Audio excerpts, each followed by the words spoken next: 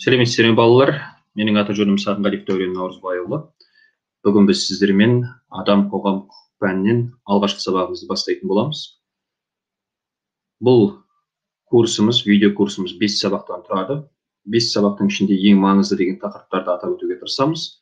Осы курсқа тіркелу барысында ол тақырыптардың аттары мен атауларымен өздеріңіз жақсы таныстыңыздар. Ендеше сол тақырыптарға өздеріңізбен бірге баға беретін боламыз балалар. Және бұл курстың үлкен бір ерекшелігі десем болады.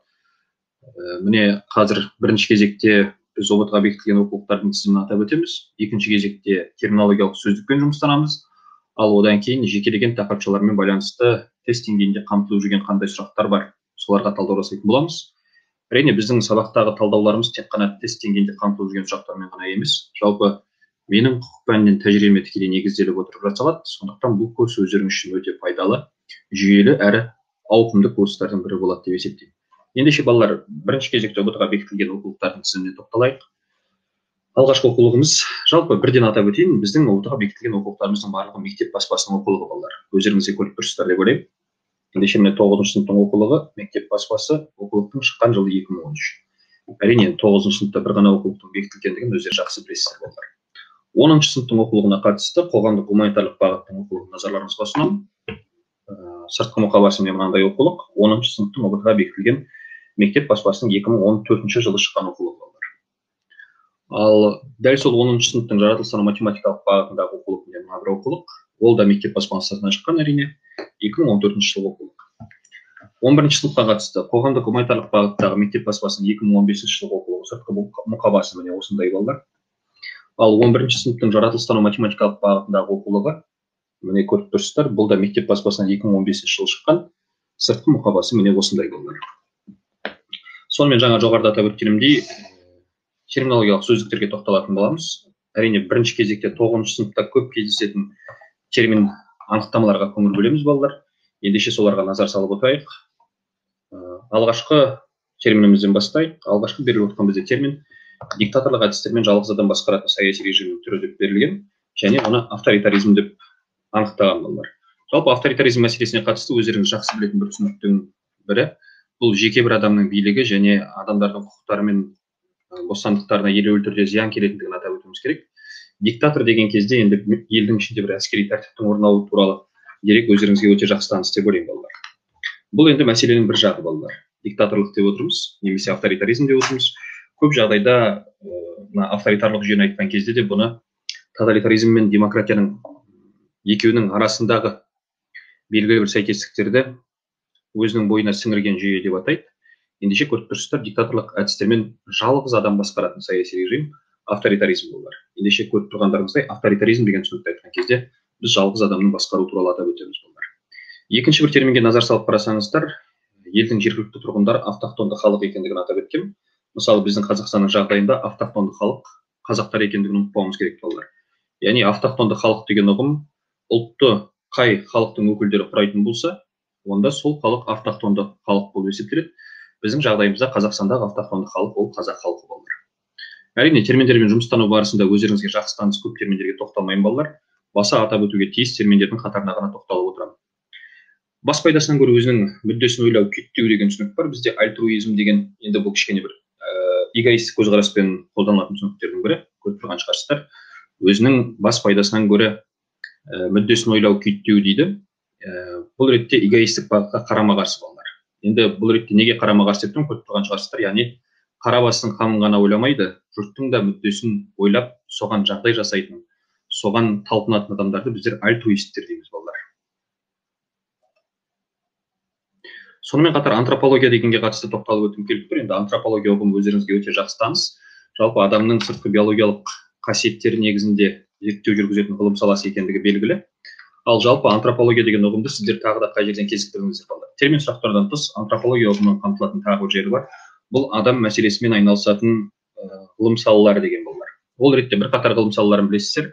Педагогиканы айтсақ та, психологияны айтсақ та, дәл осы антропология, социология, этнология, анатомия, физиология деген бірқатар адам мәселесімен айналысатын ғылымдар бар. 9-шы сыныптың оқулығында 6-шы бетте сол туралы материал беріледі, көрген шығарсыздар. Жалпы көпшілік құқық пәнін таңдаған оқушыға ең жақсы таныс сұрақтардың бірі деп ойлаймын. Және тестте де дәл солай қамтылып жүр балалар. адам мәселесімен айналысатын ғылым салалары дедім. Сонымен тағы бір мәрте қайталап өтемін.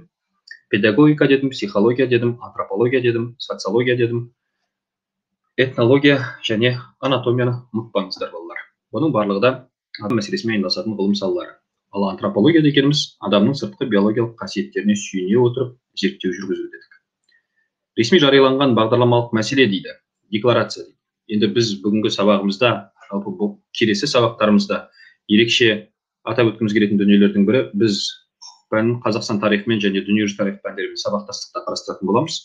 Ресми жарияланған бағдарламалық мәлімдеме декларация деп аталады. Қазақ тарихында өздеріңізге ең жақын таныс декларациялардың бірі, кейінгі деп айтайын, ол 1990 жылы қабылданған 25 қазандағы мемлекеттік егемендік туралы декларация болатын болар. Ендеше Қазақстан Республикасы мемлекеттік егемендігі туралы декларация қашан қабылданды деген сауалға біз 1990 жылдың 25 қазаны деп жауап береміз. Дәл сол секілді декрет деген құжаттың анықтамасы берілген. Бірінші кезекте бұның заңи күші бар екендігін және мемлекет пен үкімет басшысының шығарған нормативтік құқықтық актісі екендігі көрсетілген болар. Енді біз бұл нәрсеге тағы да декреттерге тоқталатын боламыз. Тарихта енді қамтылатын декреттердің қатары өте көп балалар. Дей тұрғанмен ең маңыздысы деп атап өтуіміз керек балалар, бұл ретте мемлекет басшысының немесе үкімет басшысының шығарған нормативтік актісі деген бағытта қарастырамыз. Халық билігі демократия өздеріңізге өте жақсы таныс ұғым. Демос халық, кратос билік екендігін жақсы білесіздер. Барлық құбылыстардың жалпылама байланыстарының себептері мен шарттандырылуы детерминизм деп айтылады. Енді кішкене ұғымды сәл күрделендіріп жіберген. Бірақ бұл ретте енді құбылыстардың өзара байланысы дегенге мұқият болу керек. Құбылыстардың өзара байланысын сипаттайтын ұғым осы детерминизм деген болар. Тарихи отанынан өзге жерлерде тұратын адамдардың бөлігін диаспора деп сипаттап жүрміз. Бұл ұғымды қарастырған кезде өзімізге жақын қарастырайық. Мысалы, шетелдерде тұратын қазақ қандастарымыздың жағдайы өздеріңізге белгілі. Әртүрлі тарихи жағдайлардың себебінен шетел асып кетуге мәжбүр болған еді. Тіпті өткен ғасырдың есебімен айтатын болсақ, сол әлгі Столыпиннің реформасы бар. Одан кейінгі 1916 жылы ұлт-азаттық көтеріліс бар. 1930-32 жылдардағы аштық бар. Одан кейінгі соғыс бар. Осындай жағдайлардың барлығы қаны қандас қазақ азаматтардың шетел асуына себепші болған еді. Ендеше адамдардың тарихи отаннан өзге жерлерде тұратын бөлігін қалай атаймыз десек, диаспора деген ұғыммен жұмыстанатын боламыз балалар. Диктатураны жаңа атап өттім. Басында заңды елемей мемлекетті күшпен басқару деген, яғни әскери тәртіп орнатуға тырысып, соның ішінде жеке адамның билігіне негізделеді дедім. Ендеше заңды елемей мемлекетті күшпен басқару деген ұғымды біз диктатура деп сипаттаймыз балалар. Кез келген түрден тектен таптан бөлініп шыққан жеке адам дейді. Жалпы жеке адамға қатысты өздеріңіз естіп жүрген негізгі ұғымдардың бірі индивид деген ұғым. Енді бұған қатысты әркімнің беретін анықтамасы әртүрлі, бірақ дей тұрғанмен жеке адамға қатысты қолданылатын түсінік екендігін ұмытпауымыз керек балалар. Әрбір адам жеке тұлға, жеке адам немесе әрбір адам индивид дейміз. Интеллигенция өздеріңізге өте жақсы таныс. Категория ұғымы да табиғаттың, қоғамның барлық қасиеттерін белгілейтін ұғым деп жатады. Кодекс дегенге қатысты. Енді сіздер болашақ заңгерсіздер, болашақ заң саласының өкілдерісіздер. Сол себептен де бұл ұғымға тоқталып өтуіміз керек. Жалпы кодекс деген ұғымды қарастырған кезде балалар, мен ерекше атап өткім келетін бір нәрсенің бірі. Енді заңи білімі бар адам ретінде атап өткім келеді. Бізге де осы нәрсені дәл осылай жоғарғы оқу орнында оқыған кезде талдап түсіндірген. Кез келген жаңағы құқық саласының, мысалы бізде құқық салаларының түрлі жіктейміз ғой. Мейлі ол азаматтық құқық болсын, мейлі ол отбасы құқығы, мейлі ол қылмыстық құқық, мейлі ол еңбек құқығы болсын. Барлығының қайнар көзі біреу балалар. Ең бірінші қайнар көзі ол Қазақстан Республикасының Конституциясы балалар. Неге Қазақстан Республикасының Конституциясы деп отырмын? Өйткені барлық құқықтың салалары өзінің бастауын осы Конституциядан алады балалар. Және сондағы белгіленген құқықтар мен бостандықтарға, міндеттерге сүйене отырып, тиісті жаңа құжаттар қабылданып жатады. Ал енді кодекс ресми сипаты бойынша нешінші орынға жайғасады десек, біз екінші кезекте кодексті атап өтсек болады балалар.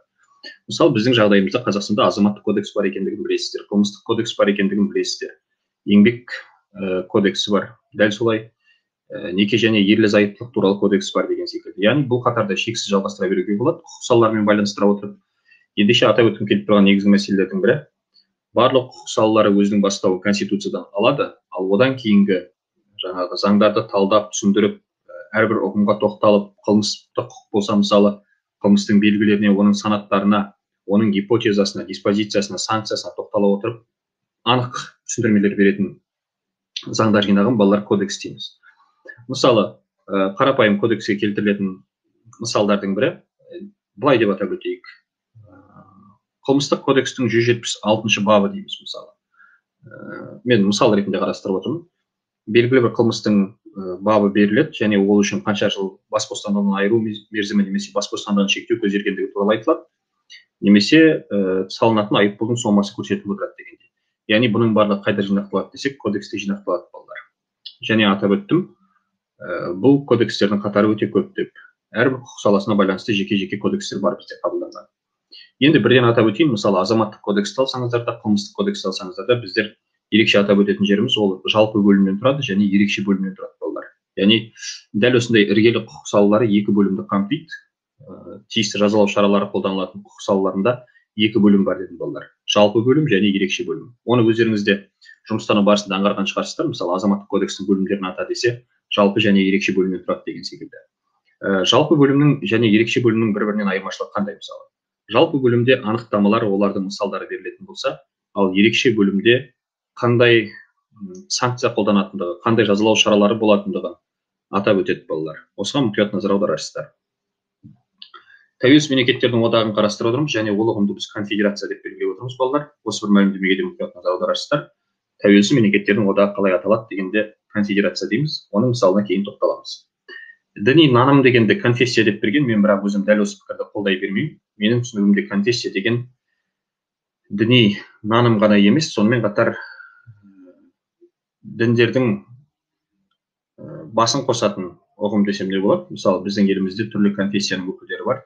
Оның ішінде христианды айтсақ та, исламды айтсақ та, будданы айтсақ та дегендей. Яғни діндердің басын біріктіретін ұғымды конфессия деп атап өткен дұрыс сияқты, діни наным дегеннен гөрі балалар. Енді белгілі бір әрекетті жасаушының қоғамға танылуы легитимация деп баға беріп өткен. Енді бұл ұғым дәл осы қалпында қабылдағанымыз дұрыс балалар. Билік мұраға қалдырылатын мемлекеттік басқару формасы монархия деп отырмын. Монархияға қатысты енді қолданылатын екі түсінік бар бізде. Монархияның өзі екі түрін сіздер жақсы білесіздер. Оның бірі абсолюттік монархия, екіншісі конституциялық монархия. Жалпы сабақ барысында біз осы монархияның екі бір түріне де тоқталатын боламыз. Конституциялық монархияға да, абсолюттік монархияға да. Енді бүгінгі заманның талабындағы ең танымал түсініктердің бірі десек болады, нарық. Енді бұл нарықтық ортада өзіміз өмір сүріп жатырмыз. Ендеше сатушы мен сатып алушының басын біріктіретін институтты қалай атайды десек, нарық деп баға беріп отырмыз балалар. Енді бұл ретте түрлі ұғымдар бар, қолданылатын тек қана сатушы, сатып алушы емес, сонымен қатар тауар секілді, сұраныс секілді, ұсыныс секілді. Қорытынды сабақтарымыздың бірінде біз ол нәрсеге тоқталып өтеміз балалар. Ол ұғымға тоқталып өтеміз. Ер мен әйелді отбасын құру үшін құрған заңды одағын неке деп атап отырмыз. Жалпы неке жасының 18 екендігін жақсы білесіздер. Бірақ тағы бір атап өткім келетін мақсаттардың бірі бұл неке жасының төмендетілуі балалар. Кейбір жағдайларда неке жасы 16 жасқа шейін төмендетілуі мүмкін. Қандай жағдайда неке жасы 16-ға төмендетіледі? Мысалы, қыз баласы кәмелеттік жасқа толмай жүкті болып қалған жағдайда олардың некесін қиюға рұқсат етіледі. Әрине бұл жерде 16 жас дегенді айтып отырмын. Максимум 2 жасқа дейін төмендетіледі балалар неке жасы. Ондай жағдайды басқаша ғылыми тілде эмансипация деп атайды, яғни неке жасының төмендетілуі. Бұл ретте бірақ ескеретін жағдай, ата-ананың міндетті түрде келісімі болу керек. Ата-ананың келісімі болған жағдайда неке жасын эмансипация әдісімен 2 жасқа төмендетуге болады балалар. Неге мен дәл осындай терминологиялық сөздіктен бастадым, өйткені алдағы уақытта бізге бұл терминдердің мағынасы жалпылама қажет әрі керекті болады. Сол себептен де қай-қайсының болмасын мағынасын жіктеп алайық деген оймен бастап отырмын балалар. Номадизм деген енді бізге өзімізге кең таныс түсініктердің бірі. Көшпелі деген сөзді айтқан кезде номад деген сөзді қатар қолданамыз балалар. Субъектінің назары бағытталған нысан объект дейміз. Жалпы бұл ұғым бізде қылмыстық құқық саласында, әкімшілік құқық саласында жиі қолданылатын ұғымдардың бірі. Объект деген ұғымға қатысты айтып отырмын. Жалпы құқық саласында ерекше мәнге ие ұғымдардың бірі десек те болады. Кез келген қылмыстың мысалы объектісі болады. Не нәрсеге зиян келтірілді, сол нәрсені объект деп атаймыз балалар. Оппозицияның ұғымын екі түрлі мағынада бергенбіз. Енді біздің көзқарасымызда, біздің қабылдауымызда оппозиция дегеніміз бұл белгілі бір көзқарасқа қатысты өзінің позициясын білдіру, өзінің ойын айту және оған қарсы бағытта дәлелдер келтіру болып табылады. Ендеше осы бір жағынан екі пікірде өздеріңізге жақсы таныс деп ойлаймын балалар. Тұрғындардың басым көпшілігі орта тап өкілдері дейді. Бұл жерде орта тап өкілдері деп тұрғандықтан орта таптық қоғам деген табу сіздерге қиындық тудырмауы тиіс. Республика мәселесі бізге түсінікті. Қазақстан Республикасы мысалында айтайық, жоғарғы билік органдары сайланып қойылатын мемлекеттік басқару формасын республика деп атап жүрміз. Референдум мәселесі, жалпы халықтық дауыс беру деген негізі, жалпы халықтық дауыс беру дегеннен гөрі жалпы халықтық маңызы бар мәселені талқыға салу деген дұрыс шығар. Әсіресе өздерің үшін ең танымал референдумдардың бірі бұл 1995 жылдың 26 сәуіріндегі референдум, және дәл сол референдумда сіз 1991 жылдың 1 желтоқсанында заңды түрде сайланған Қазақстан Республикасының президенті Нұрсұлтан Әбішұлы Назарбаевтың өкілеттілік мерзімін 2000 жылға дейін ұзартуға келісесіз бе деген референдум болған болатын, және әрине біздің халықтың басым көпшілігі болған иә деп жауап берген еді. Реформа мәселесі, қоғам өмірдің белгілі бір аяларында елеулі өзгерістер жасау дейміз. Реформа деген сөздің өзінде де өзгеріс деген сөздің жатқандығын көріп тұрсыздар. Енді реформа әртүрлі бағытта болуы мүмкін, әртүрлі саланы қамтуы мүмкін, әлеуметтік сала болсын, экономикалық сала болсын, мәдени сала болсын, ағарту саласы дегендей. Бірақ дей тұрғанмен бұл реформаның басты мақсаты да бізге түсінікті болуы тиіс, әсіресе белгілі бір салада өзгеріс жасау, және ол өзгеріс оңды өзгеріс болғандығы маңызды болар. Ендеше реформалық әрекет деген кезде біз қандай да бір қоғам өмірінің саласында өзгерістер жасау қабілеттілігін айтамыз болар. Ру мәселесі енді бізге өте жақсы таныс түсініктердің бірі. Бір тектен шыққан туыстық байланыстағы адамдардың қауымдастығы деп отырмыз. Енді ру, ағайын, бауыр деген түсініктер өздеріңізге тіпті танымал түсініктер ғой, сондықтан оған аса бір үңілудің қажеттілігі жоқ. Адамдар қызметінің мемлекет пен билікке қатысы бар түрі дейміз. Саясат бар жерде мемлекет жүреді, билік жүреді. Бұл енді ұғым біздің күнделікті тұрмыста жиі кездесетін ұғымдардың бірі. Саясатпен байланысты қарастыратын, саяси мәдениетпен, саяси жүйемен байланысты қарастыратын сұрақтардың қатары бізде өте көп. Алдағы сабақтарға ол материалды мен сіздерге дайындап қойдым болар. Субъект деген ұғымды берген кезде белсенді әрекет ететін индивид деген көрі белсенді әрекет ететін адам және әлеуметтік топ деп қарастырған дұрыс болар еді. Субъекттің мысалында жалпы қылмыстық құқық саласын оқыған кезде біз субъект деген ұғымды жиі айтып жатамыз. Кейін ол мәселені де атап өтемін. Дей тұрғанмен мысалы кез келген қылмыстың субъектісі ақыл есі дұрыс 18 жасқа толған адам болып есептеледі. Бірақ енді жекелеген қылмыстарда субъектінің жасы төмендетіліп көрсетілуі мүмкін. Мысалы ұрлық секілді қылмыстарда оның санатын ескере отырып, оның қылмыстық жауапкершілікке тартылудың мөлшері 14 жас болып көзделуі мүмкін болар. Ұрлық енді қасақана жасалған қылмыс болғандықтан, ол қылмыс бойынша мысалы 14 жастан бастап қылмыс субъектісі белгіленеді болар. Ал жалпылама айтқан кезде қылмыстың субъектісі негізінен 18 жасқа толған ақыл есі дұрыс адам болар. Сіздер білесіздер, адамның ақыл есінде ақаулық болатын болса, ондай адамды қылмыстық жауапкершілікке тарту қиын болар. Енді мүлдем тартылмайды деген сөз емес, бірақ адамдар қауымдастығының рудан кейінгі ұлысқа дейінгі формасы дейміз. Сіздер білесіздер, біз жік деген кезде 3 ұғымды қатар қолданамыз. Қазақстан тарихында өздеріңізге жақсы таныс. Бірінші кезекте адамдардың тобырларға топтасуы, тобырдан руға, ал рудан кейін тайпа ұғымы қолданылатынын сіздер жақсы меңгердіңіздер. Тұлға жаңағы біздің айтқанымыз сол индивид, тұлға деген ұғымда қатар жіктеуінің де мағынасы сол. Белгілі бір әлеуметтік ортаның құндылықтарын тасушы индивид, тұлға деп қарастырып отырмыз балалар. Сонымен қатар біртұтас деген ұғымды да атап өткенбіз. Унитарлы мемлекет. Біздің Қазақстанның жағдайында да мемлекеттің біртұтас екендігін жақсы білесіздер. Мемлекетіміз де унитарлы мемлекет болып табылады. Яғни біртұтастығын айтқан кезде аса маңызды көңіл бөлетін тұстардың бірі бұл мемлекеттің бөлінбейтіндігі, мемлекеттің біртұтастығы және өзінің белгілі әкімшілік аумақтары бар екендігін сіздер жақсы білесіздер болар. Енді қаққан қазақтай шекарамыздың шегеленгені өздеріңізге мәлім. Сатуға арналған тауардың көлемі деп отырмыз, ұсыныс деп отырмыз. Енді ұсыныс бар жерде міндетті түрде сұраныс туындайтындығы, немесе сұраныс бар жерде ұсыныстың туындайтындығы заңдылық. Енді екеуі де қатар жүретін ұғым. Дей тұрғанмен сатуға арналған тауардың көлемі ұсыныс дейміз. Ал дәл осы ұсыныс қайталап өтеміз, сұранысты туындатуға себепші болады болар. Немесе ең дұрыс мағынасы сұраныстың әсерінен ұсыныс туындайды дегеніміз дұрыстау болар. Одақтық мемлекеттердің түзілу формасы деп отырмыз. Одақтас мемлекеттердің түзілу формасы федерация деп отырмыз. Енді бұл жағдайда қарапайым мысал, іргелес жатқан Ресейдің өзі де сіздерге дәлел. Ресейдің мемлекеттік құрылысының федерация екендігін жақсы білесіздер. Және шешенің керек па, ингушың керек па, басқасының бәрінің басын біріктірген кезде олардың одақтас мемлекет екендігін жақсы білеміз болар. Бұның қатарында татарды айтсақ та, башқұртты айтсақ та дегендей, бұлардың бәрінің басын біріктіретін бір үлкен федерация Ресейді. Ресей федерациясы дейміз. Ценз деген кезде шектелу немесе шектеу деген ұғымдарды қолданып бірден жауап нұсқасын тапсаңыздар болады. Белгілі бір әрекетті орындау барысында немесе жүзеге асыру барысында адамдардың құқықтарының заңды межеде шектелуі дейді. Ценз деген кезде шектеу немесе шектелу деген ұғымның бар екенін анықтаңыздар. Эгоизмді бағана атап өттік балалар, және оған қарама қарсы ұғымдардың бірі альтруизм деп басында мысал келтірдім. Өзгелердікіне қарағанда өз мүддесін жоғары қою, бұл сіздерге танымал ұғымдардың бірі. Экология мәселесі бізде жиі қамтылатын түсініктердің бірі, әсіресе қоршаған ортамен байланысты, табиғатпен байланысты ғылымды қалай атаймыз десек, экология дейміз балалар. Эмпиризм 8-ші сыныптың оқулықтарында мысалға келтіріледі, бірақ осы жердегі анықтама маған ұнайды.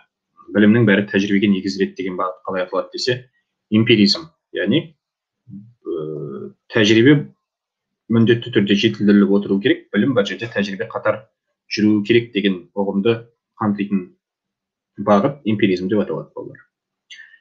Этнология мәселесі, енді логостың ғылым, этностың халықпен байланысты екендігін білесіздер. Ендеше шығу тегін мәдениеттің салт дәстүрлерін, сол этностың зерттейтін ғылым саласын этнология деп атаймыз. Адамның құқықтарымен байланысты тағы да бір айтылып тұрған ұғым бар. Әсіресе адамның еркін және лайықты өмір сүруін қамтамасыз ететін адамның табиғи заңдылықтарының жиынтығы адамның құқықтары деп тұр. Енді барлығын бір ғана құқықпен шектеп қоюға болмайды әрине.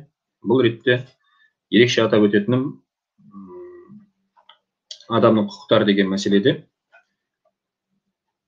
адамды тек қана құқық қана болмайды балалар. Адамға өзіне тән міндеттер де болады. Енді міндеттердің қатарына біз шолу жасап өтеміз. Дей тұрғанмен адамның қоғамда өмір сүру үшін ең басты қажет заң талаптарының бірі бұл адам құқықтарының қорғалуы балалар.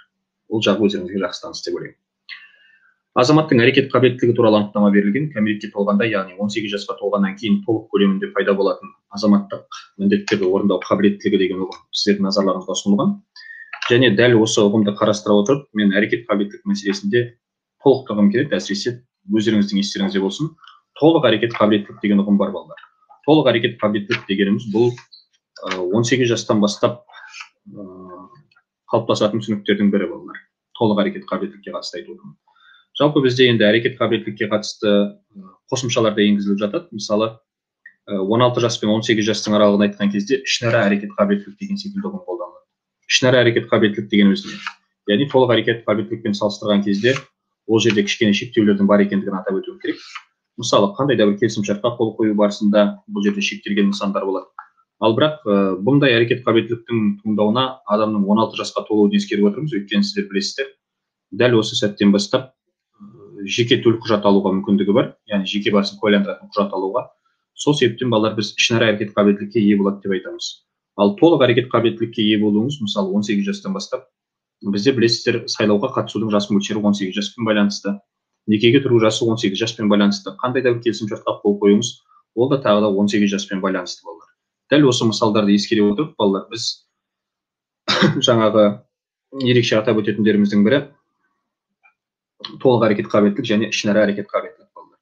Енді кейде мына құқықта мысал ретінде келтіріп жатады, әсіресе ішінара әрекет қабілеттіліктің мысалында кейде 14 жастан бастап жасөспірімдер ішінара әрекет қабілеттілікке ие болады деген секілді. Бірақ енді негізі бізге оқытқан құқық салаларында әрекет қабілеттілікті 3-ке бөліп топтастыратын.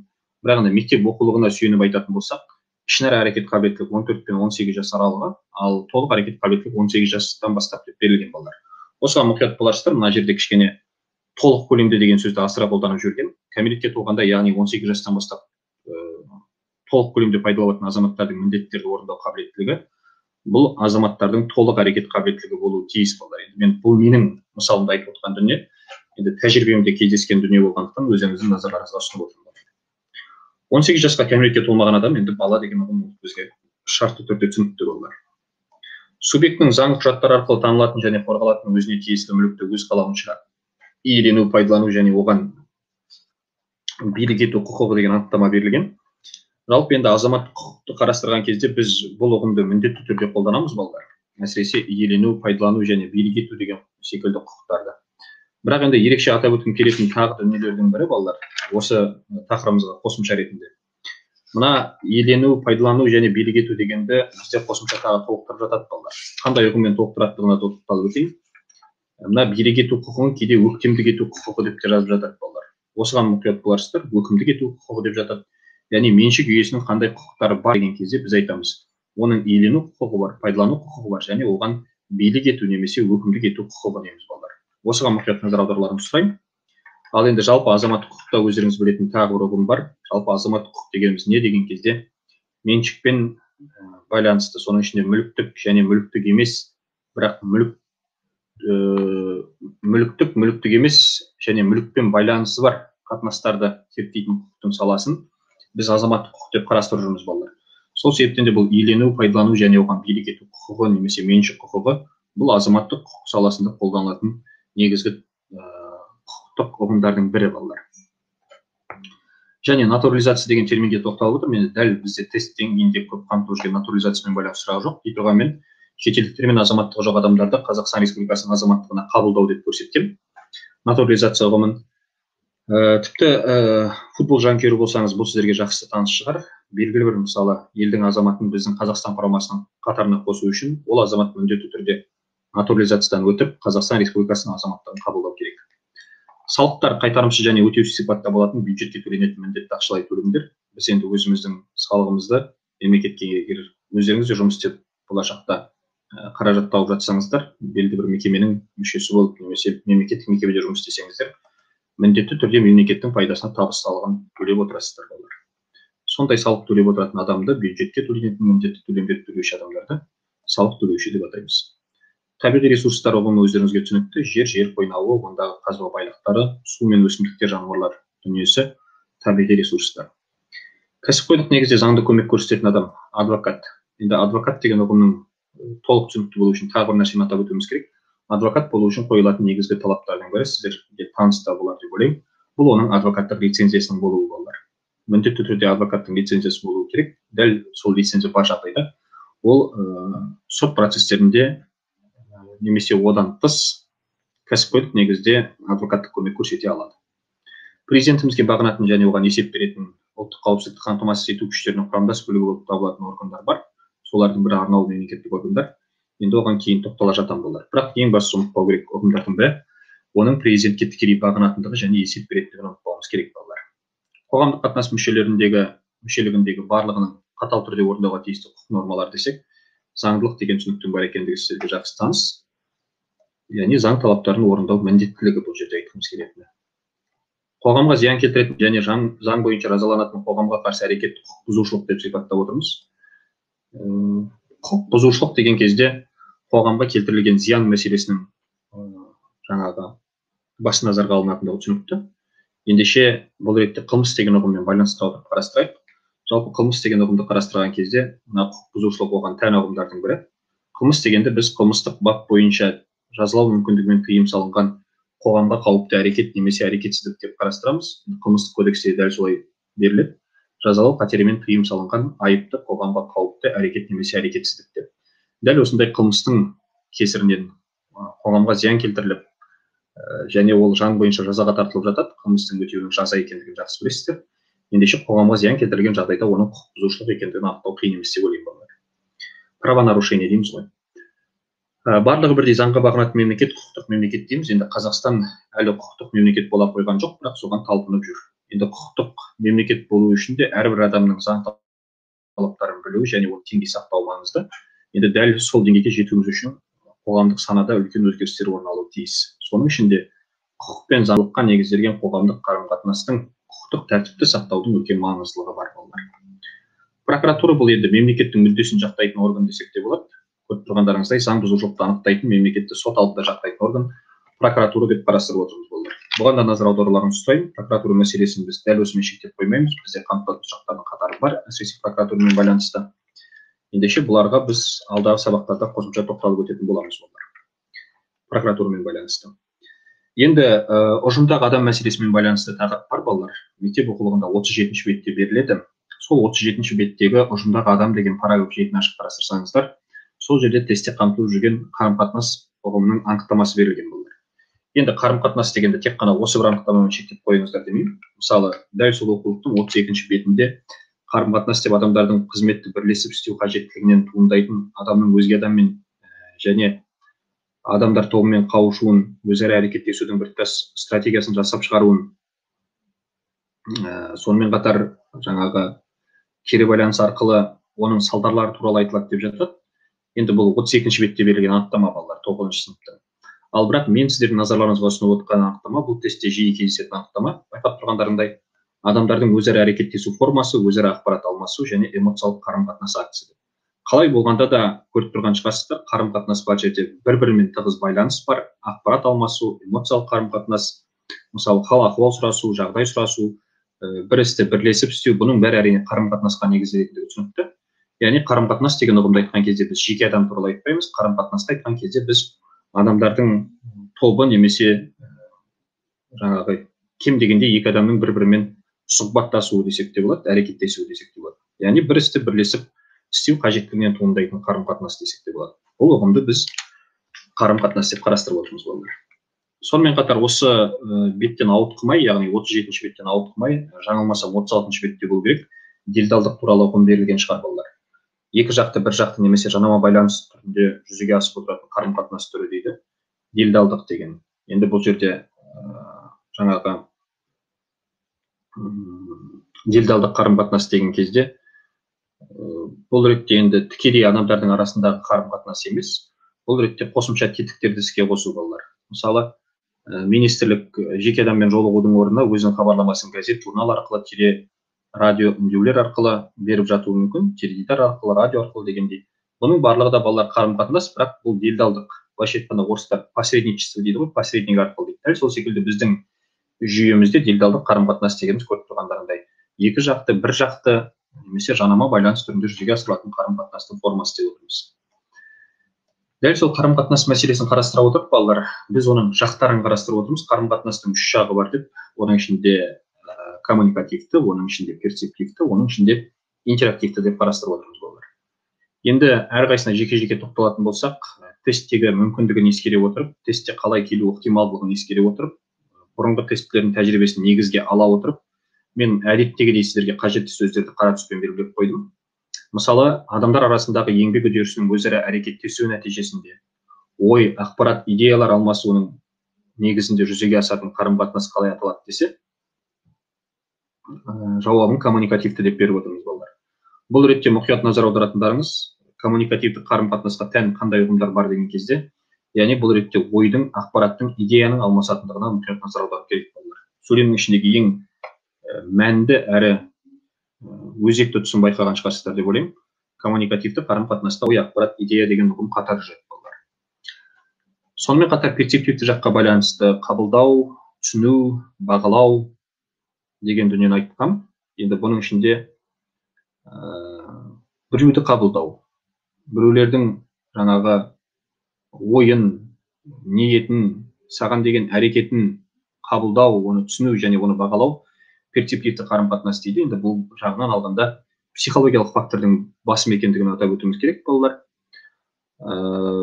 Сондықтан да бұл ретте қабылдау, түсіну, бағалау дегенді жиі атап өтеміз. Мысалы, біреу өзінің өнерін таныстырып жатса, біз оның өнерін қабылдауға тырысамыз, оның өнерін түсінуге тырысамыз және ду қол шапалақ білдіріп, оның өнерін бағалауға тырысамыз балалар. Міне осындай қарым-қатынастың жағын бізде қалай атайды деген кезде перцептивті қарым-қатынас жағдайы дейді. Яғни адамның өзгелерді қабылдай білуі, түсіне білуі және оның әрекетін бағалай білуі балалар. Сонымен қатар интерактивтіге қатысты мысал келтірдім балалар. Соның ішінде көріп отырсыздар, адамдардың өзара әрекеттесуі, әсер етуімен байланысты тұлғалардың арасында пайда болатын қарым-қатынасты қалай атайды десе, интерактивті қарым-қатынас деп отырмын балалар. Сол ретте көріп отырған шығарсыздар, адамдардың өзара әрекеттесуі, әсер етуімен пайда болады дегенге ерекше мән берген. Тестте сұрауы мүмкін. Мысалы, адамдардың интерактивті қарым-қатынасымен байланысты ұғымдарды анықтаңыз деп. Өзара әрекеттесу және әсер ету деген. Оған да мұқият боларсыздар. Ендеше ең маңыздысы интерактивтіде қайталап өтем, өзара әрекеттесу және әсер ету деген мағынаны білдіреді. Енді латыншадан аударғандағы мағынасы да сол. Латынша деп қой, ағылшыншадан аударғандағы. Interaction деген сөз ғой. Латыншаға әбден бейімделіп болып біз ағылшыншадан interaction дегенді аударған кезде өзара әрекеттесу және әсер ету деп қарастырамыз. Так, адамдардың өзара қарым-қатынасының түрлері. Енді қызмет жағдайында өздеріңізге астында тағы да түсініктеме беріп өттім. Мейлі ол қоғамдық орын болсын, мейлі ол қандай да бір мекеме болсын, мейлі ол қандай да бір алаң болсын, қай жерде болмасын қызметтің бабымен болатын қарым-қатынасты ресми қарым-қатынас дейміз. Ал ресми сипаты жоқ қарым-қатынасты біз бейресми қарым-қатынас деп қарастырамыз. Сонымен қатар адамдар арасындағы қарым-қатынастың формаларын да көрсетуге тырыстым. Соның ішінде төте және жанамал дегенді беруге тырыстым. Әсіресе енді төте деген өздеріңізге жақсы таныс ұғымдардың бірі деп ойлаймын. Адамдардың бір-бірімен бетпе-бет жүздесу арқылы, кездесу арқылы, білісу арқылы жүзеге асатын қарым-қатынасты біз төте дейміз. Ал жанамал деген енді өздеріңізге түсінікті деп ойлаймын олар. Енді бір-біріне қарама-қарсы ұғымдар ғой. Сол себептен де төте қарым-қатынасты айтқан кезде біз адамдардың бір-бірімен бетпе-бет жүздесуі туралы айтамыз олар. Ал жанамал деген кезде жаңа айттық, неше түрлі енді әдіс тәсілдер бар. Телефон арқылы, қарапайым өмірде мысалы WhatsApp арқылы бір-бірімізбен пікір алмасу, жай ғана Instagram арқылы бір-бірімізбен дайректте жазысу, бұның бәрі жанамалы қарым-қатынас болар. Қазіргі заманғы менеджмент не дейді біздің қарым-қатынасқа байланысты? Қазіргі заманғы менеджмент жалпы басқару жүйесі айтады, адам алға басу үшін, оның дамуы үшін, оның келешектегі жетістікке жету үшін үш нәрсе маңызды дейді олар. Ендеше не нәрсе маңызды дейді? Бірінші иерархия маңызды дейді. Енді иерархия білесіздер, бұл сатылай басқару, яғни былайша айтқанда карьерный лестница дейміз. Яғни иерархия сақталып отыруы тиіс, адам белгілі бір жетістікке жету үшін белгілі бір баспалдақтарды бағындыру керек дейді. Одан бөлек енді сананы тұрмыс беретін заман ғой өзі, қаражаттың болуы маңызды дейді. Ал одан бөлек қанша жерден маман болсаң да, қанша жерден ақшасы көп заман болса да, ең бастысы адам болуды ұмытпа дейді. Яғни адамдармен қарым-қатынас мәдениетін сақта дейді. Ендеше осы бір үш ұғым бір-бірімен өзара тығыз қарым-қатынастықта болуға тиісті ұғымдар. Иерархия, қаражат, қарым-қатынас мәдениеті қазіргі заманғы басқару саласында қажет негізгі үш шарттардың бірі дейді олар. Бұл енді өзіңнің басқару өнерің жетік болуы сөз жоқ, сенің жасап жатқан әрекетіңнің, өндірісіңнің, шаруашылығының дамуына да әсер ететіндігі түсінікті. Ендеше оның дамуы үшін иерархия, қаражат және адамдармен қарым-қатынас мәдениеті қажет дейміз олар. Енді қарым-қатынаста тағы да бір айтып өтетін ұғым бар, мысалы тілдік белгілеріне қарай қалай бөлінеді деген. Мына жерге қарасаңыздар, қарым-қатынас вербалды және вербалды емес деп екіге бөлінеді деп жіктеп отырмын. Соның ішінде мысалы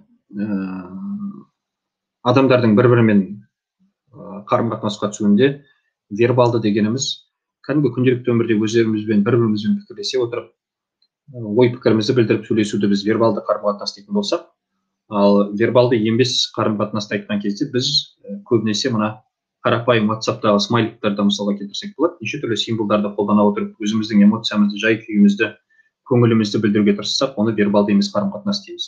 Ендеше тілдік белгілеріне қарай қарым-қатынас қалай жіктеледі десе, вербалды және вербалды емес деп екіге бөлінеді екен балалар. Бұның барлығы да қарастырған сұрақтарымыз балалар қарым-қатынаспен байланысты сұрақтар. Сосын жаңа атап өтейін дегенім айтпақшы, мына жерде 9 деген белгі тұрса, бұл сұрақтардың барлығы тек қана 9-шы сыныптың оқулығынан алынған деген сөз балалар. Осыған да мұқият назар аударуларыңызды сұраймын. Ал егер мынандай А дейтін белгі тұратын болса, өздеріңізге түсінікті болу үшін қойдым. Бұл жерде аралас деген сөз балалар. 9-дың, 10-ның, 11-дің сұрақтары араласып жатуы мүмкін. Көп жағдайда 9, 10, 11-дің сұрақтары араласып жатады. Ал енді дәл осы біз қарастырып отқан қоғаммен байланысты сұрақтарда негізі 9 бен 11-дің сұрақтары араласқан балалар. Сол себептен де мен А деген белгі қойып қойдым. Енді ерекше атап өтетін мәселелеріміздің бірі ретінде қоғаммен байланысты сұрақтарды атап отырмыз. Соның ішінде мен енді отбасыдан бастауды жөн көрдім. Әсіресе адамдардың бірлесіп өмір сүруінің ең жиі кездесетін формасы деп.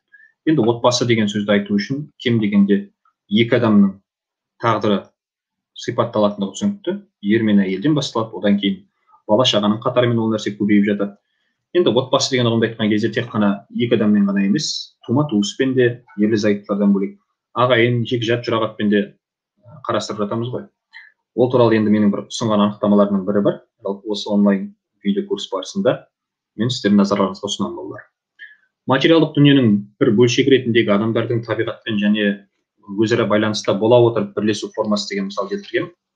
Бұл ретте енді мына оқулықтарыңызда қоғам ерекше құбылыс деген 8-ші параграф бар және 47-ші бетте соның мысалын келтірдім. Дәл осы анықтама қай жерден алынған десек, 9-шы сыныптың оқулығында 47-ші бетте берілген балалар. Қоғамның анықтамасы, мұқият назар аударасыздар. Енді әрине біз үшін қоғам деген түсінік жалпылама таныс қоғаммен оның ғылыми тілде берілуіне назар аударуымыз керек. Сондықтан да адамдардың табиғатпен және өзара бір-бірімен байланыста болуын, сөйтіп бірлесудің формасын қоғам деп атайды екенбіз балалар. Енді қоғамды атай отырып біз қоғамдық қатынастар деген дүниені де атап өтеміз. Неше әлеуметтік топтасулар арасындағы немесе адамдар арасындағы экономикалық, саяси, әлеуметтік, мәдени қарым-қатынастардың атауын қоғамдық қатынастар деп атаймыз дейді балалар. Енді түрлі қарым-қатынас жүзеге асатындығы түсінікті ғой. Саяси сала болсын, экономикалық сала болсын, солардың бәрін біріктіріп біз қоғамдық қатынас деп жіктеп отырмыз. Мазмұнына қарай қоғамдық қатынас қалай жіктеледі? Материалдық және рухани дейміз. Енді бұл ұғымдардың жалпы мазмұны өздеріңізге түсінікті деген ойдамын. Әсіресе руханиді айтқан кезде біз адамның ішкі жан дүниесі туралы, ал материалдық деген кезде адамның әлеуметтік жағдайын көбірек назарға аламыз балалар. Мемлекеттен бөлек жеке индивид арасында пайда болатын көпшіліктің қарым-қатынасы дегенде азаматтық қоғам деп баға беріп өттім. Енді азаматтық қоғаммен байланысты сұрақтарды қарастырып өту жөн көрдім балалар. Бұл ретте енді мемлекеттен бөлек дегенге мән берулеріңізді сұраймын. Азаматтық қоғам анықтамасын қараған кезде мемлекеттен бөлек деген ұғымды қатар қамтуымыз керек балалар. Азаматтық қоғам мәселесінде айтып отырмын. Және 11-ші сыныптың оқулығын негізге алатын болсақ, балалар, мен азаматтық қоғамның негізгі салаларын көрсеткен. Экономикалық, мәдени, әлеуметтік, саяси, мәдени. 11-ші кластың қоғамдық гуманитарлық бағытындағы оқулығының 166-167 беттерін назарларыңызға ұсындым. Дәл сол оқулыққа мұқият зер салып қарайтын болсаңыздар, балалар, экономикалық, мәдени, әлеуметтік, саяси, мәдени деген ұғымдардың барлығы назарларыңызға ұсынылған. Және көріп тұрғандарыңыздай 11-ші кластың қоғамдық гуманитарлық бағыты 166 бетте экономикалық жаңағы сала, мәдени, әлеуметтік, саяси, мәдени деп бөлінетіндігі туралы. Ал 167 бетте әрқайсысымен байланысты ұғымдар қолданылған балалар. Мысалы, көріп тұрғандарыңызда экономикалық салада қызмет ететін азаматтық қоғам институттары деген. Акционерлік қоғамдар, кәсіптік бірлестіктер, серіктестіктер, жалдық ұжымдар, корпорациялар деген. Неге бұның барлығын атап өтіп жатырмын балалар? Егер теспен жақсы жұмыстанып, жүйелі қарастырып жүрсеңіздер, сіздер дәл осындай сұрақтардың қатарын көресіздер балалар. Дәл сол секілді мәдени әлеуметтік салада қызмет ететін азаматтық қоғам институттары, отбасы, білім және ғылым, жалпы мәдениет мекемелері, шығармашылық одақтар, спорттық қоғамдар, бұқаралық ақпарат құралдары, кәдімгі күнделікті мәдени салада, тұрмыстық салада, әлеуметтік салада қолданылатын ұғымдар бар. Ал енді саяси мәдени салаға қызмет ететін қоғам институттарын партиялар және қозғалыстар деп қарастырдым. Саясатпен байланысты қамтылып жүрген ұғымдар ғой. Партия бар, қозғалыс бар, қоғамдық жаңағы бірлестіктер бар. Соның бәрін негізге ала отырып, саяси мәдени деп отырмын. Енді қоғамдық бірлестік дегенде де саяси мақсатты көздейтін қоғамдық бірлестіктер бар. Осыған мұқият назар аударасыздар балалар. Сонымен қатар азаматтық қоғамның факторлары туралы мәліметті ұсынғам. Негізі азаматтық қоғамның факторларын біз 3-ке жіктейміз балалар. Мектеп оқуында 11-ші сыныпта дәл осы мәселені нысанға алынады. Әсіресе экономикалық факторлар, рухани факторлар, саяси факторлар деген секілді мысалдар келтіріліп жатады. Ал енді мен сіздердің назарларыңызға соның ішінде екеуін маңызды деп таптым. Әсіресе рухани факторды және саяси факторды қарастыруға тырыстым. Неге балалар? Өйткені тестте дәл осы рухани фактормен және саяси фактормен байланысты қамтылып жүрген сұрақтар бар. Сол сұрақтарға дұрыс жауап беру үшін біз осыларды дәл осы сипатта қарастырдық балалар. Енді бірінші атап өтетін мәліметіміз балалар, көріп тұрсыздар, рухани фактор. Бір идеология немесе бір идеология мен дүниетанымда монополияның жоқтығы дейді. Жеке адам деп шектеп қоюға болмайды. Соның әсерінен өркениет болады және ар-намыстың еркіндігі дейді. Бәлкім бұндай сұраққа кезіккен оқушылар арамызда бар шығар деп ойлаймын. Бұны не үшін айтып отырмын балалар? Себебі тестте енді мынандай сұрақпен танысқан оқушы бар деп ойлаймын. Азаматтық қоғамның рухани факторларымен сәйкес келетін анықтаманы табыңыз деп. Сол жерде осылардың барлығы қамтылып жатады. Сол себептен де осы үшеуіне мұқият мән берулеріңізді сұраймын балалар. Бір идеология мен дүниетанымда монополияның жоқтығы, өркениет, ар-намыстың еркіндігі деген ұғымдардың барлығы біз үшін маңызды балалар. Одан бөлек екінші атап өткім келіп тұрған мәселелердің бірі бұл азаматтық қоғамның саяси факторын анықтамалар. Заңның алдында баршаның теңдігі деген енді қарапайым қағидалардың бірі деп ойлаймын және сіздерге жұмыстарға ешқандай кедергі келтірмеуі тиіс. Әсіресе күрделі туындатпауы тиіс. Сонымен қатар 11-ші сыныптың қоғамдық гуманитарлық бағытындағы оқулығының 231 бетіндегі сұрақтарды нысанға алдым. Және бұл ретте Томас Гоббстың азаматтық қоғам жайлы жазған екі бірдей еңбегінде атап өтуге тырыстым. Соның ішінде 17-ші ғасырдағы танымал Томас Гоббс деген философтың екі еңбегі азамат туралы және Левиафан еңбектерін назарларыңызға ұсындым. Бұларға да назар аударасыздар. Егер енді мына азаматтық қоғамның экономикалық немесе саяси немесе рухани факторларымен тағы да тереңірек танысқым келеді десеңіздер, дәл осы 11-ші сыныптың қоғамдық гуманитарлық бағытындағы оқулығының 232 бетінде мәлімет келтіріледі. Мұқият назар аударып қарасаңыздар болады балалар. Егер енді оқулық болмай жатқан күннің өзінде экономикалық факторды қысқаша бір сөйлеммен атап өтсек болады. Бұл жаңағы меншікпен байланыстырып айтады. Әсіресе кітапта меншік формасының жан-жақтылығы деп көрсетілген шығар. меншік формасының жан-жақтылығы дегеніміз жалпы экономикада жеке меншік, мемлекеттік меншік деген ұғымдардың бар екендігін жақсы білесіздер деп ойлаймын. Азаматтық қоғамды жаңа айттым, мемлекеттен тыс дедім балалар. Сол себептен мемлекеттен тыс болғандықтан ол жерде биліктің бақылауы болуы мүмкін емес. Ендеше мына жерде қараңыздар. Мемлекеттен бөлек жеке индивид арасында пайда болатын көпшіліктің қарым-қатынастарын ғой. Ендеше осыдан ақ байқап отырсыздар деп ойлаймын, бұл жерде биліктің бақылауына деген аса бір үлкен мұқтаждық жоқ балалар. Келесі қарастырған мәлімдемелерінің бірі бұл дәстүрлі қоғаммен байланысты, және байқап тұрғандарыңыздай бұл жердегі сұрақтардың барлығы тек қана 10-шы сыныптың оқулығынан алынған балалар. Адамзат қоғамның дамуының негізгі кезеңдері деп 3 кезеңді атап өттім. Оларды біз негізгі кезеңдер деп жаңағы дәстүрлі, индустриалдық, постиндустриалдық деп үшеуінде атап өтіп жүрміз, және үшеуімен байланысты өзіне тән сұрақтары бар. Бірақ ең бірінші дәстүрліден бастайтын болсақ, сіздерге жақсы таныс ұғымдардың бірі деп ойлаймын. Бұл біздің заманымыздан бұрынғы 3-ші мыңжылдықта неолит кезеңінде пайда болған түсініктердің бірі дейміз дәстүрлі қоғамға қатысты. Бірақ егер мына 10-шы сыныптың қоғамдық гуманитарлық бағытының 83-ші бетін ашып қарайтын болсаңыздар, сол 83-ші бетте балалар мынандай бір анықтамалар беріледі. Әсіресе жаңағы дәстүрлі қоғаммен байланысты анықтамалар табу керек болатын болса, бірінші кезекте атап өтетініміз балалар. Дәстүрлі қоғамға тән қандай анықтамалар болуы мүмкін?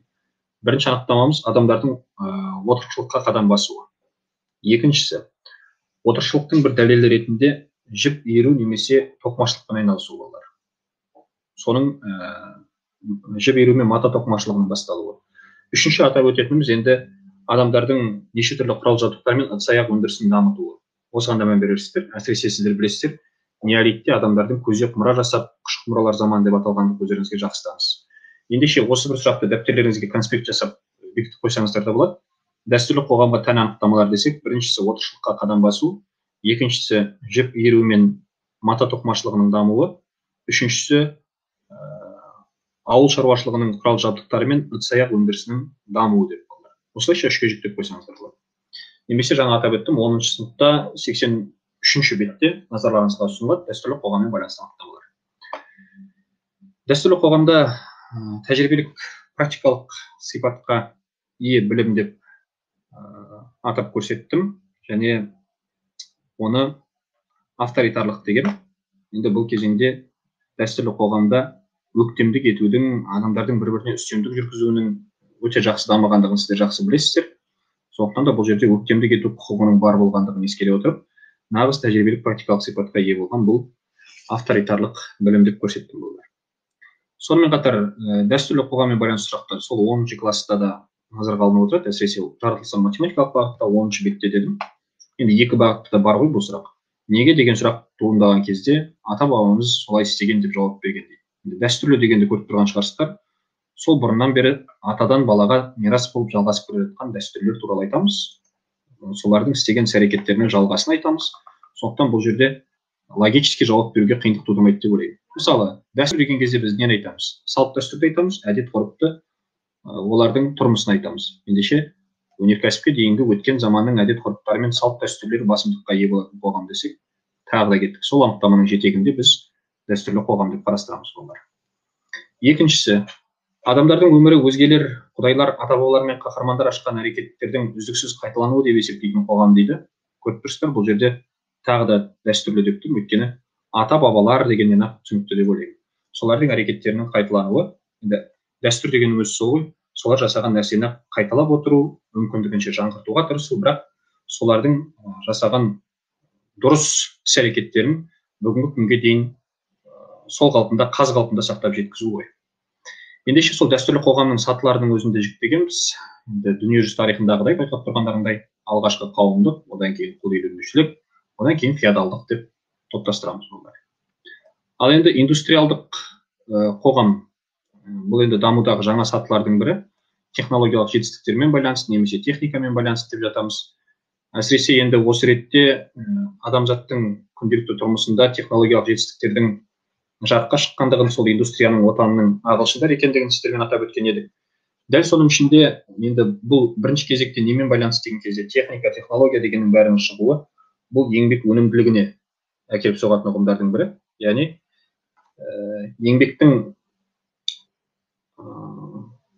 сапасы демейік, еңбектің қарқыны артып, мысалы бұрында бір 2 сағаттың ішінде 10G тоқып болатын болса, енді арнайы тоқыма станоктарының ойлап табылуына байланысты 2 сағаттың ішінде 50G тоқып шығатындай мүмкіндік болуы, яғни соған сәйкес технологияның, техниканың болуы, бұл енді нағыз еңбек өнімділігіне бастайтын қадам болды. Ендеше индустрия дегеннің барлығын техника және технологиялық жетістіктермен байланыстырамыз, немесе біздің жағдайымызда машина индустриясының дамуы деп те сипатталады балалар. Соның бір дәлелі ретінде ең алғашқы телефонды ойлап тапқан профессор Беллді атап өтсек болады. Сол профессор Белл мынандай анықтама берген екен. Әсіресе дейді, техниканың даму деңгейіне қарай қоғам реттілігі бойынша алдымен бастапқы басымдықты иеленетін экономикалық қызмет саласы ауыл шаруашылығы дейді балалар. Енді олай болу да заңды құбылыс, өйткені ең бірінші кезекте ауыл шаруашылығының дамуы үшін ойлап табылған жетістіктер көп. Әлгі өздеріңіз білетін Челноктың ойлап табылуы, дүниежүзі тарихында білесіздер, бу машинасының ойлап табылуы деген секілді. Бұның барлығы да енді тоқыма фабрикасының шығуы, бұның бәрі де ауыл шаруашылығымен байланысты балалар. Ал тағы бір қоғам бізде постиндустриалдық балалар. Постиндустриалдық деген кезде жалпы жаңа индустриалдыққа сөз етейінші. Техникалық жаңалықтардың өндірістің қызметін оңтайландыруға қолданылуы десе, индустриалдық қоғам екендігін таба аласыздар деп ойлаймын балалар. Яғни индустриалдық қоғам туралы айтқан кезде өндіріс қызметін жетілдіру үшін техникалық жаңалықтардың енгізілуін атап өтеміз балалар. Постиндустриалдық қоғам. Былайша айтқанда, біз бен сіздің қазіргі өмір сүріп жатқан қоғамымыз қалай аталады десек, біз айтамыз, ол постиндустриалдық қоғам деп аталады дейміз. Ең бірінші кезекте басты назарға ақпаратты аламыз. Білесіздер, біздің заманда бәріне маңызсыз ақпарат балалар. Ақпарат деген нәрсенің толассыз ағылып жатқандығын сіз жақсы білесіздер. Ендеше дәл осы постиндустриалдық қоғам ең басты объект етіп нені алады деген кезде ақпаратты алады деп отырмыз балалар. Енді еңбектің барлық салаларын қамтитындығы, әсіресе технологиялық жетістіктердің қолданылатындығын, компьютерлердің қолданылатындығын жақсы білесіздер. Сондықтан бұл қоғамда, постиндустриалдық қоғамда жалпы ақпаратқа деген және соның ішінде сауаттылық деңгейі өте жоғары білікті мамандарға деген сұраныс арта түсетіндігін атап өтуіміз керек. Немесе жаңа астындағы сұрақта айттым, қазіргі кезеңдегі қоғамдық даму сатысының ең жоғары деңгейі постиндустриалдық. Енді сол бір алғашқы компьютерлердің жаңалығы да сол, батыста ғылыми техника ілгері дамып, постиндустриалдық қоғамның 20 ғасырдың 70 жылдарында пайда болғандығы туралы мәлімет келтіріледі. 10 сыныптың қоғамдық гуманитарлық бағыттағы оқулығында назарға ұсынылады. 85 бетте болу керек, жаңылмасам, ең төменгі жағында осы мәлімет келтіріледі балалар. Жаңа айттым ғой, постиндустриалдық қоғам дедім. Мысалы, былайша айтқанда, адам мен компьютердің арасындағы бәсеке десек болады. Енді ол компьютерді ойлап тапқан адам ғой. Сондықтан бұл жерде жоғары білікті мамандарға деген сұраныс арта түсіп, ақпараттарды сұрыптай білетін, оған анализ жасай алатын, қажеттісін алып, қажеттісін ығыстырып шығара алатын мамандар керек дедім. Ендеше постиндустриалдық қоғамдағы ең басты негізгі қажеттіліктердің бірі бұл жоғары білікті мамандардың болуы балалар. Постиндустриалдық қоғамда өндіріспен айналысатын адамдардың еңбек өнімділігі мен үнемділігінің шарты деп отыр. Көріп отырсыздар, енді қазіргі қоғам бізден нені талап етеді? Жай ғана біліктілік қана емес, сонымен қатар сен өзіңнің қызмет етіп жатқан мекемең үшін өнімділікті арттыра түсуің керек, және мүмкіндігінше үнемде деген ұғымның қатар қолданылатынын білесіздер. Енді ол үшін әрине адамның біліктілігі керек, білімділігі керек және құзыреттілігі керек. Құзыреттілік дегенде енді ғылыми тілде көбінесе орысша атауларда компетенция деп қолданылып жатады. Яғни белгілі бір істі атқару үшін сенде қабілеттердің жиынтығы болу керек балалар, құзыреттілік болу керек. Сондықтан осы бір мәлімдемеге де мұқият назар аударасыздар. Біліктілік, білімділік, құзыреттілік дегендер біз үшін аса маңызды балалар. Тақырыбымыздың, сабағымыздың алғашқы бөлігінің қорытындысы ретінде мен мәдениетпен байланысты сұрақтарды қарастыруды жөн көрдім балалар. Аралас деп отырмын. Бұл ретте енді негізі 90% мәлімет 9 сыныппен байланысты.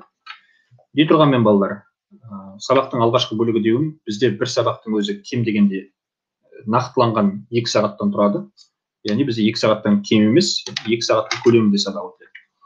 Және бұл сабақтың бірінші бөлігі, қазір 1 сағаттың көлемінде мен осы сабақты тәмамдап, одан кейін екінші жартысын түсіріп сіздерге жүктейтін боламын. Яғни 1 сабақтың 2 бөлімнен тұратындығын ұмытпаңыздар балалар. Ендеше мәдениетпен байланысты не дейді балалар? Мазмұнына қарай қоғамдық қатынастар қалай жіктеледі деген кезде біз екеуін атап өтеміз. Бағанада атап өттік сіздермен. Қоғамдық қатынастар материалдық және рухани деп жіктеледі деп балалар. Енді мәдениеттің өзінде де бұл ұғымдардың қолданылуы түсінікті жағдай. Біз енді материалдық мәдениет деп жатамыз, рухани мәдениет деп жатамыз. Бірақ соның ішінде енді рухани мәдениетке ерекше тоқталып өтім келіп тұр. Бұл ретте енді адамның ішкі жан дүниесі деген кезде көріп тұрсыздар ғой. адамның ой еңбегі, ақылы, шығармашылық қабілеті, көркем өнерді игеруі, психологиялық жай-күйі, бұның бәрі адамның рухани мәдениетімен байланысты дейміз. Мәдениет деген ұғымды жалпы айтқан кезде материалдық мәдениет пен рухани байлықты бір-бірімен жаңағы байланыстыра отырып, адамның өмірі мен әрекетін ұйымдастыру үшін, қоғам мен адамның дамуы үшін қажетті дүниенің бірі мәдениет дейміз. Енді мәдениет деген кезде өткен өмірдің жетістіктерін де атап өтсек болады. Мәдениет деген ұғымның енді аясы кең балдар. Соның ішінде өздеріңе тестте жиі кездесіп жүрген ұғымдардың бірі мәдени әрекет. Әрекет деген кезде көріп тұрсыздар, мәдени игіліктерді өндіру, тарату, тұтыну барлығы да мына жерде әрекетпен байланысты ғой. Өндіру дегенің әрекет, тарату дегенің әрекет, тұтыну дегенің әрекет. Ендеше осындай шаралардың барлығын біз мәдени әрекет дейді екенбіз балдар. Мәдени игіліктер дегеніміз не дейді? Игілік, әрине, бұл қоғамның игілігі деген түсініктің баламасы деп қарастырсақ та болады. Материалдық және рухани мәдениет жетістіктерінің жиынтығы барлығы бірлесіп нені құрайды деген кезде, оның бәрі бірігіп мәдени игілікті құрайды деп қарастыруымыз болады. Мәдени игіліктердің ішіндегі ең ереуілісі деп жатамыз, көркем өнер деп жатамыз. Бірақ енді бұнымен шектеп қоюға болмайды, бірақ кітапта берілген анықтаманың өзі сондай болып тұр. Мектеп оқулығында 5-ші параграф адам мәдениетті жасаушы деп берілген, 28-ші бетте қарасаңыздар, мәдени игіліктердің ішіндегі ең ереуілісі ол көркем өнер, өйткені ол адамзаттың асыл қазынасы деп беріледі балалар. Сонымен қатар мәдениетті дамыту барысында біз оның тұрақты жағы деген ұғыммен жұмыстанамыз балалар. Енді неге мен тұрақты жағы дегенде сонша көңіл бөле қалды десеңіздер, жалпы мәдениетті дамытудың екі жағы бар дейді балалар. Оның бірі мәдениеттің дамуының тұрақты жағы, екіншісі дамушы жағы деп жатады. Тұрақты деген сөздің өзі түсінікті деп ойлаймын. Дәстүр бізде білесіздер, ол тұрақтылық бірінші кезекте константа, дәстүр қайта-қайта қайталанып отырады, ол мынандай бір көп өзгеріске ұшырай бермейді. Сондықтан да біз айтамыз, жаңағы мәдениеттің дамуының тұрақты жағы не деген кезде мәдени дәстүр дейміз. Ал мәдениеттің дамушы жағы деген кезде көтерілетін тағы бір дүниелердің бірі бұл дамушы жақта көбінесе жаңалық деген мәселеге көңіл бөлеміз. Яғни болашақта болатын, әлде бола түсетін жаңалықтарды біз мәдениеттің дамушы жағы дейміз. Сонда мәдениеттің өзін екіге бөлеміз. Яғни өткен заманнан бері, ықылым заманнан бері сақталып келе жатқан дәстүрге негізделген жаңағы мәдени дәстүр тұрақты жағы, ал дамушы жағы дегеніміз әлі де дами түсетін, әлі де жаңалық аша түсетін, әлі де қоғамға бір өзгеріс әкелетін мәдениеттің жағын біз дамушы жақ деп қарастырамыз балалар. Енді мәдениет бар жерде дәстүрдің болатындығы түсінікті ғой. Сонымен қатар қосымша бір мәліметтің бірін ұсындым. Шыншылдық деген дүниенің мәдениетті адамның ішкі жан дүниесінің әсемдігі мен мейірбандығының көрсеткіші, әрі философиялық және эстетикалық санаты деп шыншылдық деген. Енді басқа қасиеттердің бәрін сырып қойған кезде, турасын айтқан адамның қай жерде болмасын түңілмейтіндігі анық. Ендеше бұл да аса маңызды қасиеттердің бірі деп қарастырдық. Өзі жан дүниенің әсемдігі, мейірбандығы деп отыр ғой. Сол мейірбан жүректі, мейірбандықты дәлелдейтін, адамның ішкі жан дүниесінің сұлулығын дәлелдейтін қасиеттің бірі және көпте кездесе бермейтін қасиеттің бірі шыншылдық. Және қорытынды дүниелеріміздің бірі мәдени игіліктерді не құрайды деген техникалық құрал жабдықтар. Енді бұл жерде тек қана рухани мәдениет емес қой біздің айтып отырғанымыз, материалдық және рухани мәдениет. Соның барлығын жиынтықтап отырмыз. Техника мен құрал жабдықтар, тұрмыстық мәдени заттар, адамдардың біліктілігі, кәсіптік шеберлігі, мұрағаттар, мұражайлар, кітапханалар, клубтар деп. Қысқасы мәдениет деген ұғымға қатысты нені сыйдыруға болады, соның барлығын мәдени игіліктердің санатына қосамыз балалар. Этнологияның бағана мен сіздермен атап өттім. Дүниежүзі халықтарының шығу тегін мәдениеті мен салт дәстүрлерін зерттейтін ғылым саласы деп. Мәдениеттің екі жағы бар дедім, жаңа даму үдерісі бойынша тұрақты және дамушы дедім. Біріккен ұлттар ұйымының білім беру, ғылым және мәдениет мәселелері жөніндегі ұйымы қалай аталады дегенге баға беріп өттім. ЮНЕСКО деген бізде ірі халықаралық ұйым бар. Соның ішінде ЮНЕСКО көлемінде бірқатар қазақ азаматтарының мерейтойлары тойланғанын білесіздер. Әлгі біз Қаныш Сәтпаевты айтқан кезде, оның 1999 жылы ЮНЕСКО көлемінде 100 жылдық мерейтойы тойланғандығын атап өттік. Қысқасы білім, ғылым, мәдениет саласындағы ең іргелі ұйымдардың бірі ЮНЕСКО болып табылады балалар. Және осы бір бөліктің соңы ретінде, бірінші сабағымыздың соңғы сұрағы ретінде мен Жетісудағы Мамания мектебін атап өтіп жөн көрдім. Және ол жерде 200-ге жуық шәкірт бітіргендігі туралы айтылады. Біләл Сүлеев, Ияс Жансүгіров, Мұхамеджан Тынышбаевтардың білім алғандығы назарға келтіріледі. Жалпы Маманияны айтқан кезде әлгі Жетісу өлкесінде болған Есенқұл және Сейіт Баттал Мамановтар туралы айтылады. Егер Тар заман деген деректі фильмді көрсеңіздер, сол Тар заманның ішінде олардың қазақтың ең тұңғыш романына арнайы сыйлық жасағандығы туралы мәлімет келтіріледі. Оның барлығы, яғни қазақтың зиялы азаматтарына деген үлкен қолдау мен сенімнің белгісі. Ендеше қазақтың азаматтары қайдан өсті, қайда жетілді десек, осы бір Мамания деген секілді мектептердің және жаңағы айтқан Мамановтар секілді әулеттердің қолдауы мен қамқорлығының арқасында балалар. Осымен сабақтың алғашқы бөлігі, бірінші сабақтың бірінші жартысы тамам. Кейіннен сабақтың бірінші сабақтың екінші жартысы жүктелетін болады. Жоғарыда атап өткендей, бір сабақ бізде екі бөлімнен тұрады.